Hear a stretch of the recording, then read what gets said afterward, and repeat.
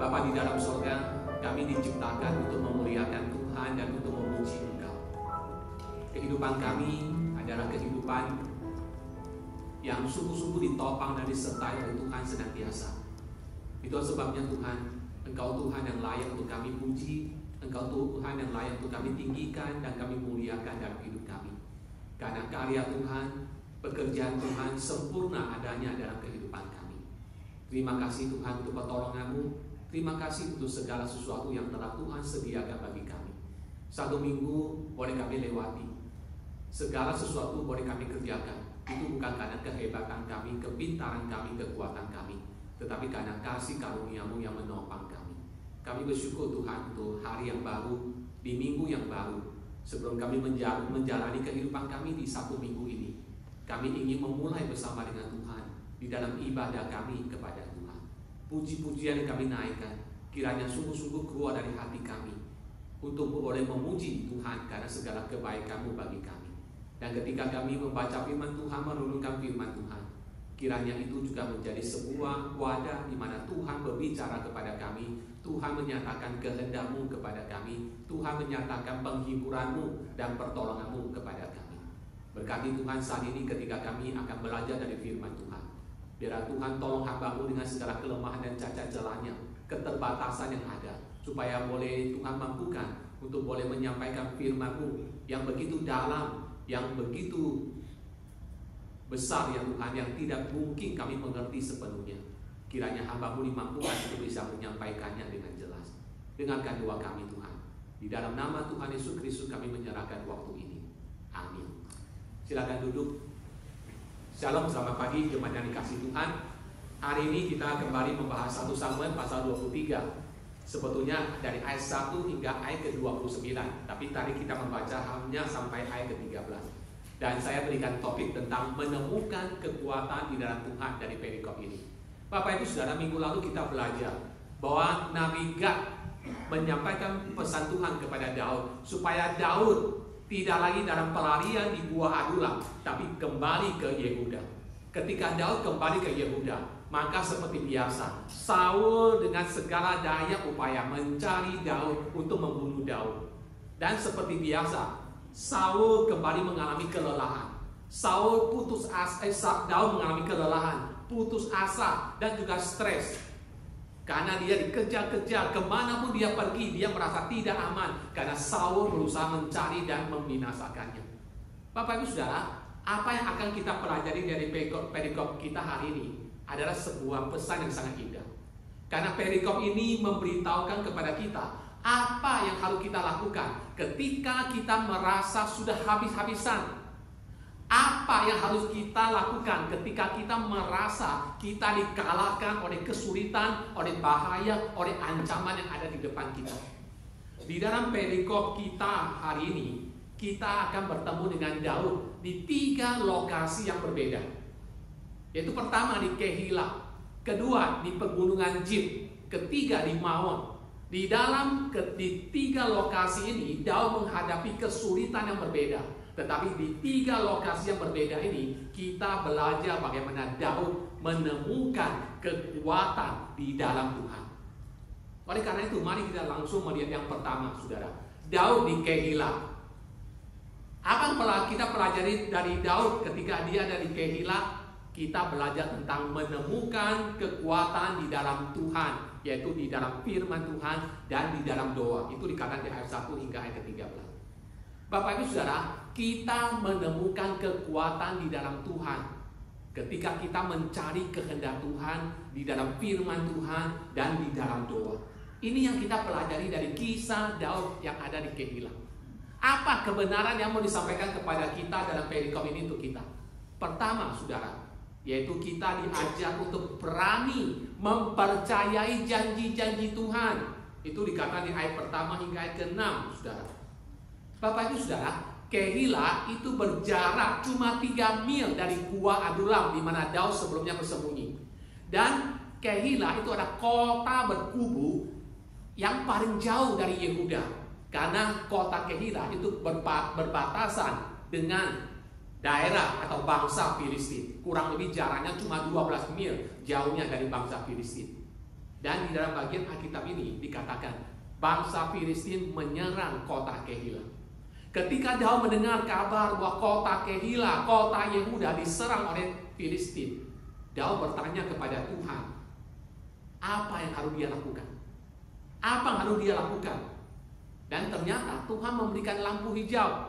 Tuhan ingin Daud pergi ke Kehila dan menyelamatkan kota Kehila. Tetapi saudara, para pengikut Daud itu berkata, mereka keberatan. Mereka berkata kepada Daud, di sini kita sudah tidak aman. Kita dikerja oleh Saul. Bagaimana mungkin kita bisa pergi melawan Filistin? Kita diserang oleh Saul dengan pasukannya. Sekarang kita akan melawan Filistin. Bagaimana mungkin kita bisa bertahan? Lalu untuk kedua kalinya Daud bertanya lagi kepada Tuhan. Dan Tuhan menjawab, dikatakan, bersiaplah, pergilah ke Kehila, sebab aku akan menyerahkan orang Filistin itu ke dalam tanganmu. Jadi untuk kedua kalinya Daud mendapatkan penegasan dari Tuhan. Dan dikatakan apa? Daud dan tentaranya dengan gagah berani pergi melawan tentara Filistin. Mengapa? Karena Daud berpegang pada janji Tuhan. Dia mencari kehendak Tuhan, dan Tuhan memberikan firman-Nya, Tuhan memberikan janjinya bahwa Tuhan akan memberikan kemenangan kepada Daud. Maka Daud berpegang pada janji Tuhan dan dia pergi melawan tentara Filistin. Bapak Ibu Saudaraku yang kasih Tuhan, Daud bertindak dengan gagah berani. Sekalipun dia sendiri berada di dalam sebuah kesulitan, dikepung, dicari-cari oleh Saul untuk dibinasakan. Tetapi dia tetap meyakini janji Tuhan dan dengan berani pergi melawan tentara Filistin. Mengapa? Karena dia mendapatkan kekuatan di dalam Tuhan. Dia mencari kehendak Tuhan. Dan ketika Tuhan menyatakan kehendaknya, Tuhan menyatakan janjinya, dia pegang janji Tuhan dan dia bertindak berdasarkan janji Tuhan kepadanya. Bapak Ibu Saudara Tuhan dikasih Tuhan, di dalam kehidupan kita juga mengalami banyak kesulitan. Di dalam kehidupan kita juga mengalami banyak pergumulan. Ada musuh yang tidak kelihatan yang ingin membinasakan kita. Tetapi seperti Daud, kita juga bisa menemukan kekuatan di dalam Tuhan, di dalam janjinya. Mazmur 118 ayat 6 mengatakan, Tuhan di pihakku, aku tidak akan takut. Apakah yang dapat dilakukan manusia terhadap aku? Yang kedua, Bapak Ibu Saudara, kita belajar untuk bijaksana, yaitu untuk menghindari bahaya-bahaya yang tidak perlu. Itu yang kita pelajari dari ayat 7 hingga ayat ke-13.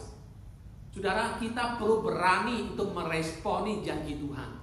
Ketika kita mencari kehendak Tuhan, dan Tuhan menyatakan kehendaknya kepada kita melalui firman Tuhan, maka sikap respon yang Tuhan mau dari kita adalah berani mempercayai janji Tuhan. Kita tahu Tuhan tidak akan berbohong. Tuhan tidak akan mendustai kita. Kalau Tuhan sudah berjanji, Tuhan akan menepati janjinya. Dan kita pegang janji Tuhan. Tetapi, sebagai orang Kristen, kita juga perlu bijaksana. Terkadang Tuhan meminta kita untuk berhenti. Terkadang Tuhan meminta kita untuk menunggu. Dan terkadang Tuhan meminta kita untuk tidak melakukan sesuatu atau menghindari sesuatu. Seperti yang kita pelajari dari perikop kita hari ini, yaitu supaya kita belajar untuk menghindari bahaya-bahaya atau kesulitan yang tidak perlu. Jangan naif.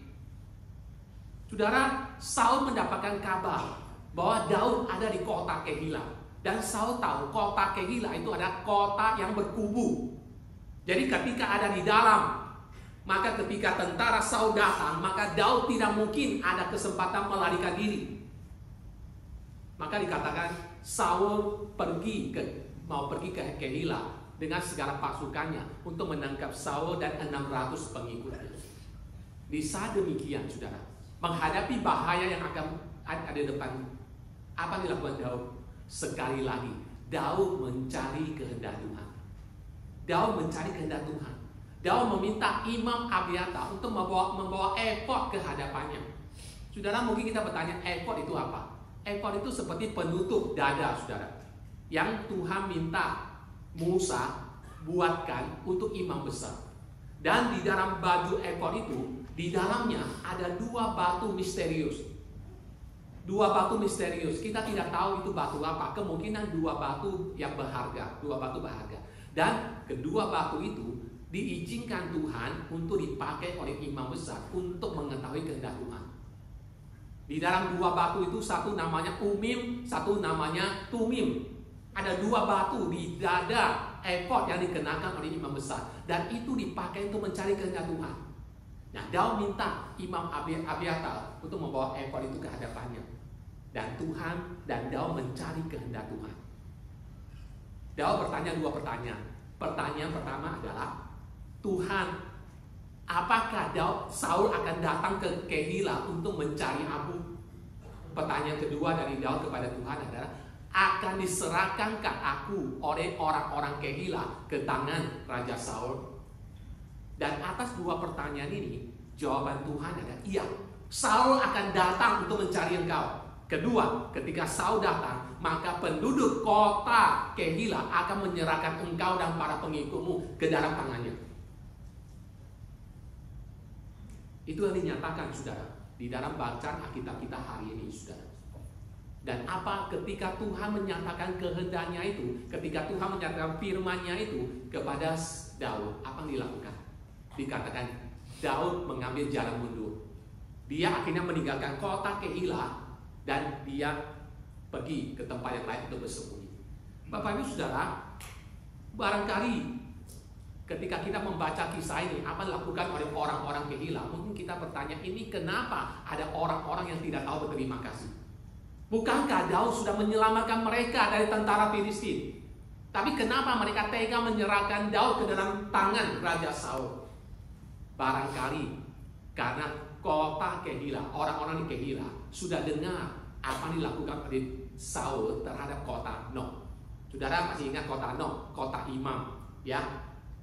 Di mana imam besar Elimelek memberi roti kepada pengikut Saul dan memberikan senjata Goliat kepada Raja Saul. Setelah itu diketahui oleh Saul, maka semua imam yang ada di kota Nob dibunuh oleh Saul.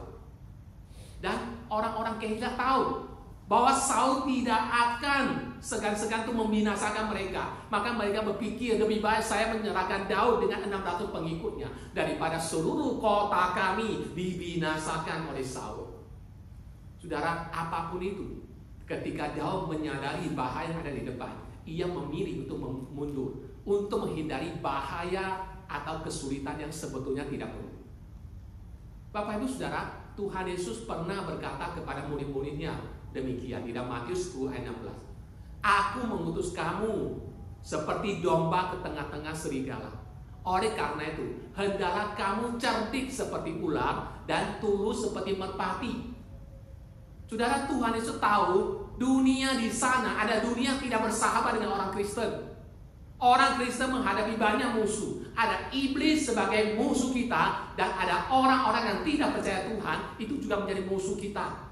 Di tengah-tengah situasi yang demikian, yang tidak menguntungkan kita, Tuhan berkata, hendaklah kamu cerdik seperti ular dan tulus seperti merpati. Hendaklah engkau cerdik, engkau bijaksana. Dalam hidup ini, kita tidak mencari masalah, sudah ada banyak masalah yang menghampiri hidup kita. Oleh karena itu, kita perlu bijaksana untuk menghindari bahaya, kesulitan yang tidak perlu. Nah ini saudara, ini mencari keseimbangan ini tidak mudah. Kita perlu bijaksana, be wise. Mengetahui mana kehendak Tuhan, apa yang Tuhan mau kita lakukan. Tapi di saat yang sama, kita juga belajar menemukan kehendak Tuhan. Apa yang Tuhan tidak mau kita lakukan, atau belum saatnya kita lakukan.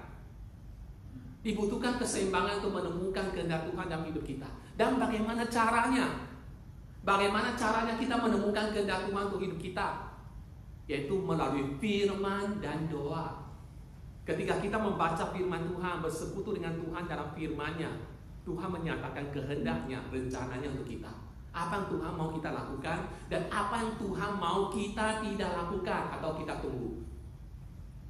Dan juga melalui doa, kita mohon petunjuk, kita mohon pimpinannya, sehingga kita bisa mengambil keputusan yang terbaik.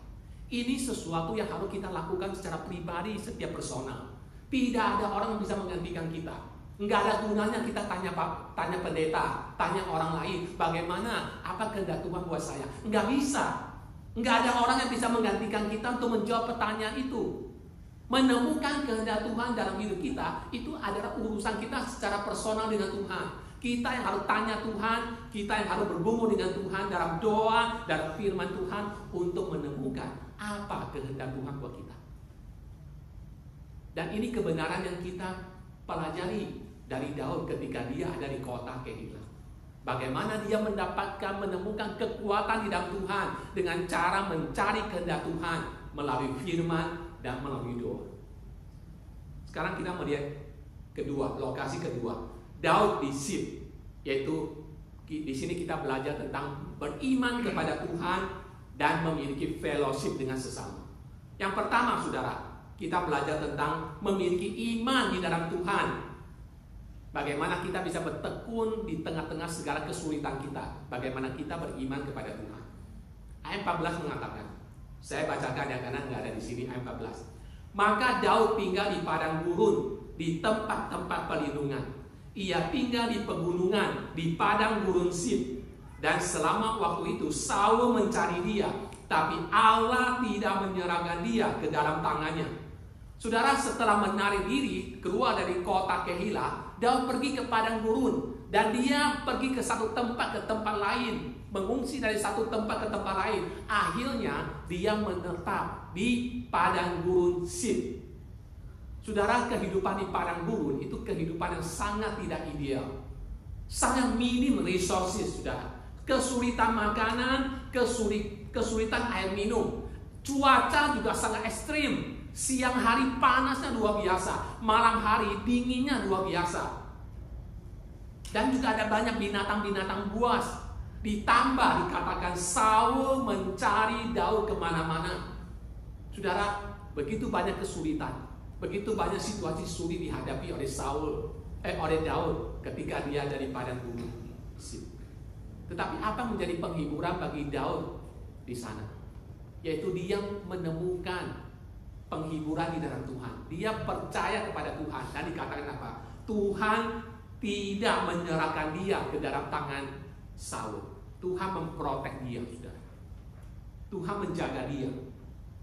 Di tengah-tengah masa sulit yang dihadapi oleh Daud, Tuhan menjaga dia. Tuhan memelihara dia. Bapak Ibu Saudara, kita perlu memiliki iman di dalam Tuhan. Kalau kita ingin bertekun di tengah-tengah masa sulit. Menghadapi masa sulit, menghadapi kondisi pergumulan dalam hidup kita, bukan dengan mengandalkan kekuatan kita. Kekuatan kita saja tidak cukup, tekad kita saja tidak cukup. Kita membutuhkan Tuhan, dan kita butuh untuk berpegang kepada Tuhan, bersandar kepada Tuhan. Yakobus 1 ayat 2 dan 4 mengatakan, saudara-saudaraku, anggaplah sebagai suatu kebahagiaan apabila kamu jatuh ke dalam berbagai-bagai pencobaan. Sebab kamu tahu bahwa ujian terhadap imanmu itu menghasilkan ketekunan. Dan biarkanlah ketekunan itu memperoleh buah yang matang, supaya kamu menjadi sempurna dan utuh dan tak kekurangan suatu apapun. Jadi ini hal yang pertama, Bapak Ibu Saudara. Ketika Daud di pegunungan Sif, di padang gurun, ketika dia menghadapi begitu banyak situasi yang sulit. Pertama, ia memiliki iman di dalam Tuhan, bahwa Tuhan menjaga dia, bahwa Tuhan melindungi dia.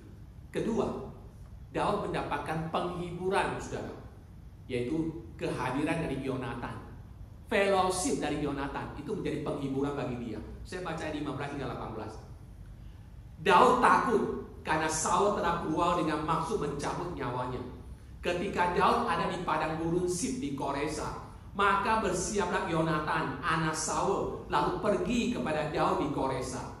Ia menguatkan kepercayaan Daud kepada Allah dan berkata kepadanya, jangan takut, sebab tangan ayahku Saul tidak akan menangkap engkau.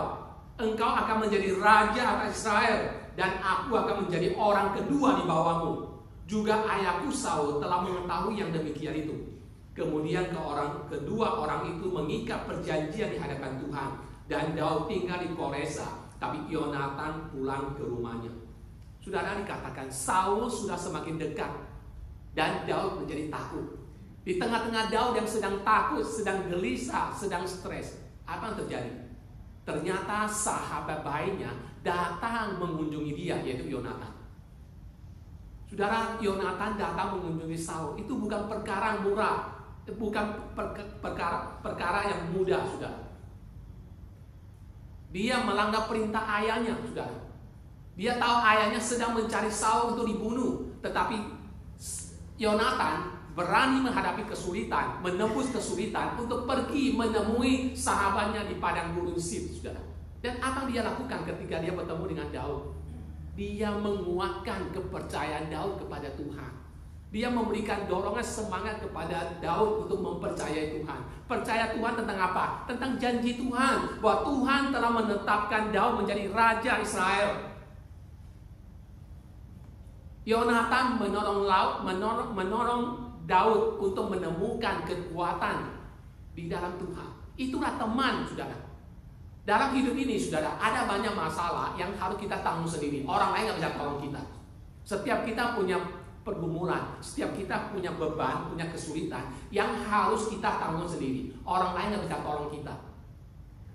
Tetapi kehadiran orang lain itu bisa mendorong kita, memberi motivasi, memberi dorongan semangat untuk kita. Doa mereka, perhatian mereka, itu menjadi dorongan semangat untuk kita. Meskipun mereka nggak bisa bantu kita menyelesaikan masalah kita, karena kita harus menyelesaikan masalah kita. Tapi perhatian mereka, doa mereka, dorongan semangat mereka, itu menjadi encouragement buat kita. Dan ini yang dilakukan oleh Yonatan di sini.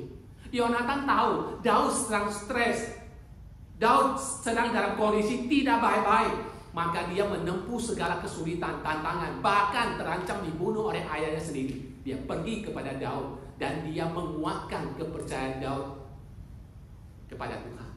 Seolah-olah Yonatan datang, dan Yonatan memegang tangan Daud dan menaruh tangan Daud itu ke atas tangan Tuhan. Itu yang dilakukan seorang sahabat. Menguatkan, memberikan dorongan kekuatan kepada sahabatnya dengan menolong sahabatnya menaruh kekuatan dan pengharapan di dalam Tuhan. Jadi ini yang kita pelajari ketika Daud ada di Sif, saudara. Dia memiliki iman kepada Tuhan di tengah-tengah situasi sulit yang dia hadapi. Dia tahu Tuhan protek dia.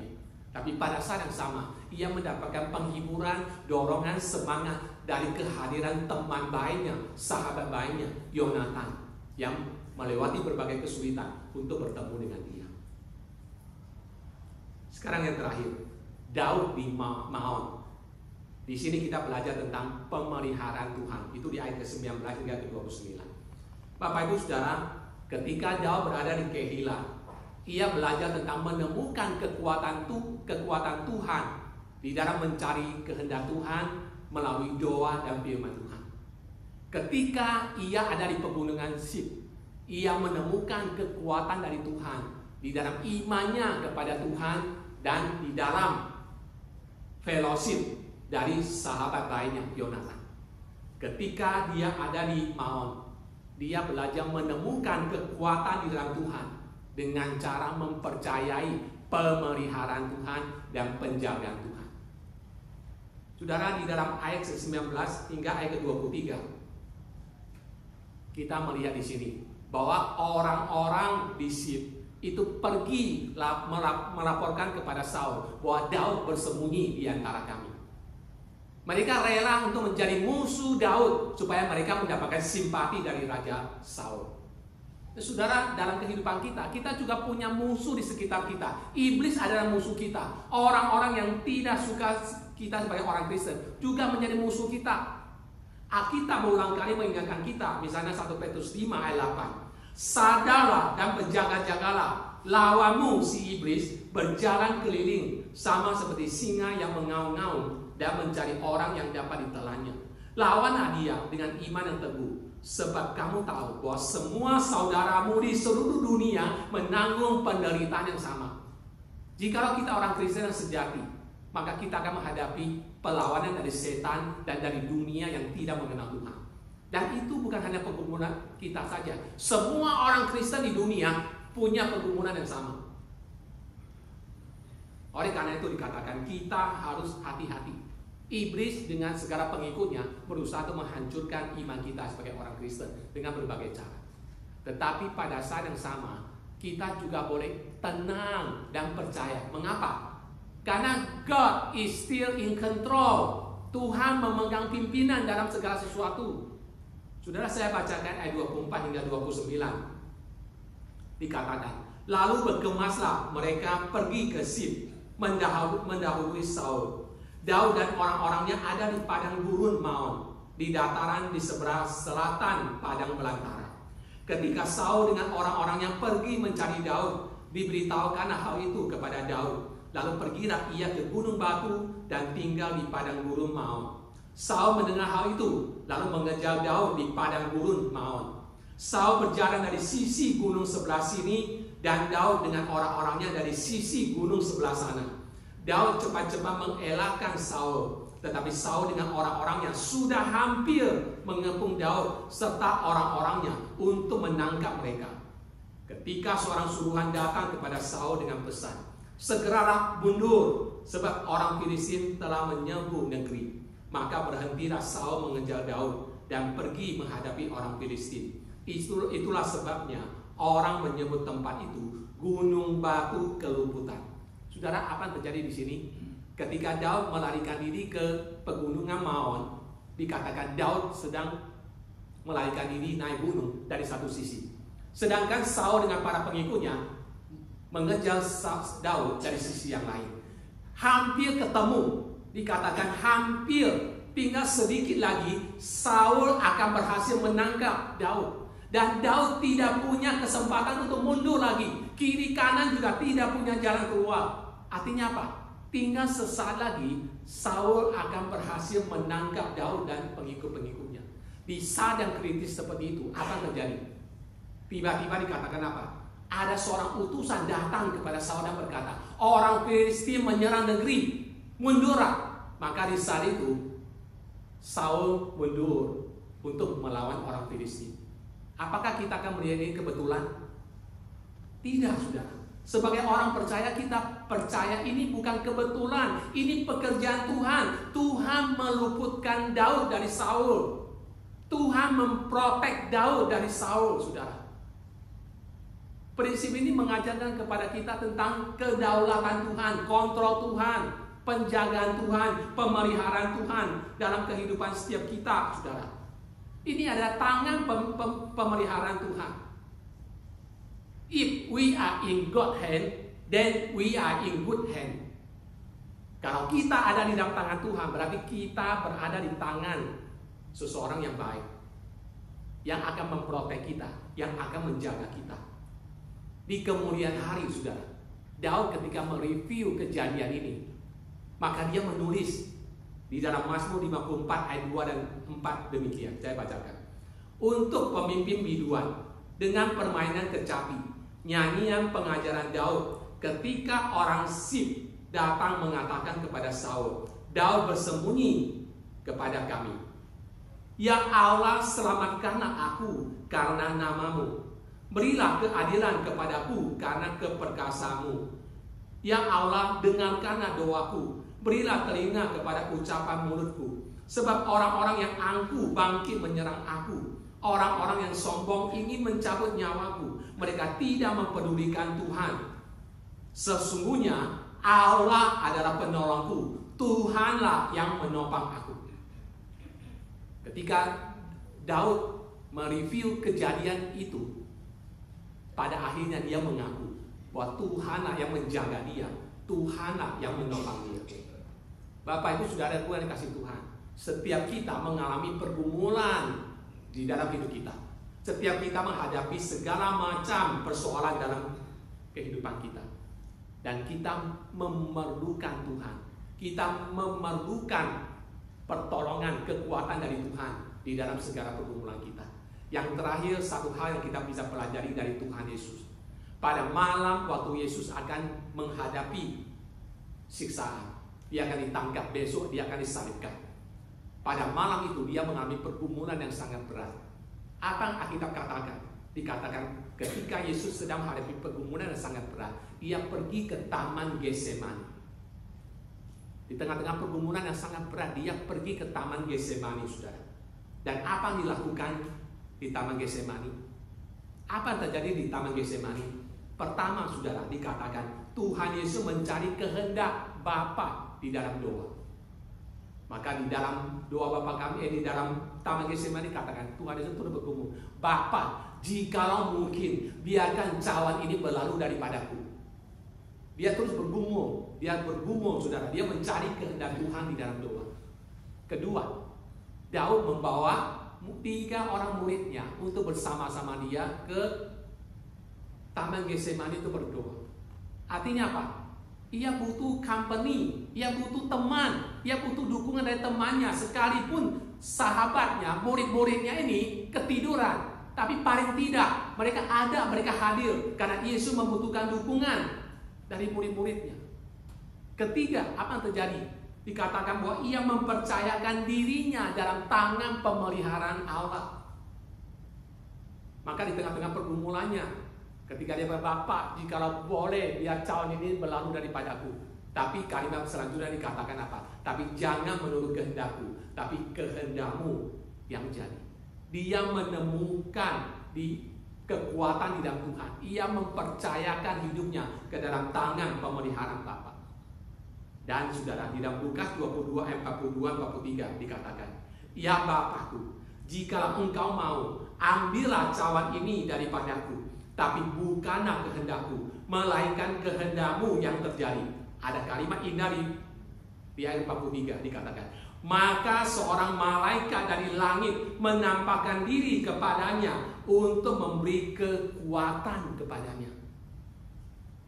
Di tengah-tengah pergumulan yang berat yang dihadapi oleh Tuhan Yesus di Taman Getsemani sebelum dia naik ke kayu salib, dia membutuhkan dukungan. Dan dikatakan apa? Allah Bapa mengutus malaikat kepadanya untuk memberikan, untuk memberikan kekuatan kepadanya. Di saat yang paling kritis, di saat yang paling berat, di saat yang paling sulit dalam kehidupan Tuhan Yesus, dia mendapatkan kekuatan dari Allah untuknya. Dan kita juga boleh menemukan kekuatan yang sama di dalam perjalanan hidup kita, di dalam segala tugas kita, di dalam segala pergumulan kesulitan yang kita hadapi. Kita juga boleh menemukan kekuatan di dalam Tuhan. Kiranya Tuhan memberkati firman-Nya. Mari kita berdoa. Bapa di dalam surga, terima kasih Tuhan sekali lagi melalui kisah-kisah yang kelihatannya monoton dan berulang-ulang apa yang dihadapi oleh Daud. Tetapi di dalam setiap peristiwa-peristiwa kami bisa belajar prinsip-prinsip kebenaran yang Tuhan ingin kami pegang teguh, supaya itu pun bisa menjadi modal, menjadi kekuatan bagi kami di dalam kami menghadapi perjalanan hidup kami dengan segala suka dukanya, dengan segala pergumulan, dengan segala masalah yang ada.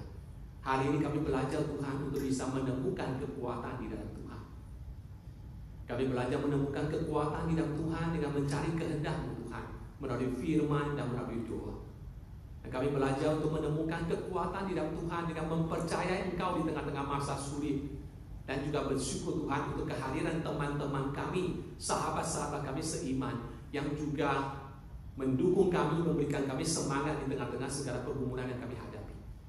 Dan kami juga boleh menemukan kekuatan di dalam Tuhan karena kami percaya bahwa Tuhan memegang pimpinan, kontrol atas segala sesuatu, bahwa Tuhan memelihara kami dan Tuhan menjaga kami. Tidak ada peristiwa apapun yang akan terjadi menimpa kami jikalau Tuhan tidak menghendakinya. Kami percaya Engkau memegang kontrol dalam segala sesuatu. Apabila kami ada di dalam tangan Tuhan, maka kami berada di tangan yang baik, yang tidak pernah akan mengecewakan kami. Tuhan Bapa di surga, apapun pergumulan hidup yang kami alami saat ini, ajar kami seperti Daud, seperti Tuhan Yesus. Kiranya kami juga boleh menemukan kekuatan di dalam Engkau. Terima kasih Bapa, di dalam nama Tuhan Yesus Kristus kami berdoa. Amin.